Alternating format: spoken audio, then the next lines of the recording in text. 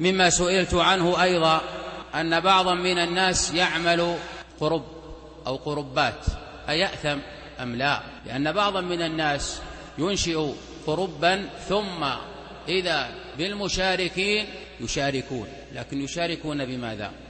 قد يشاركون بما هو محرم، قد يساهمون في نشر البدع والخرافات. وهنا من أنشأ قربا فعليه أن يلزم من معه بأن يشارك بما هو مفيد وبما هو نافع بعدما يتحقق.